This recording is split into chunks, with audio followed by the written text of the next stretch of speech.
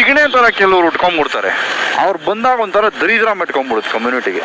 Toxic ಕನ್ನಡಿಗ ಕರ್ದ್ಬಿಟ್ಟು ಕೆರ್ದಲ್ಲಿ ಓಡಿಸ್ಕೊಳ್ಳೋ ಕೆಲಸ ಮಾಡ್ತಾವ್ನಿ ಎಲ್ಲಾರ ಕೈಲೂ. Answer ಕೊಡಕ್ಕೆ ನಿನಗೆ 400K ಮಾಡಿಸ್ಬೇಕು ಅಂದ್ರೆ ಟಿವಿ ಅವರಿಗೆ ಎಷ್ಟು ಕೋಪ ಬರಲು ಕಾರಣವಾದಂತ ಕ್ಲಿಪ್ ಅಂದ್ರೆ ಟಿವಿ ಕನ್ನಡಿಗ ಅವರು ಏನ್ ಹೇಳಿದ್ರು ಅಂತ ಮೊದಲು ನೀವು ನೋಡಿ. ಯಾಕೆ ಮದ್ವೆ ಆಗ್ಬಾರ್ದು ನೀವು?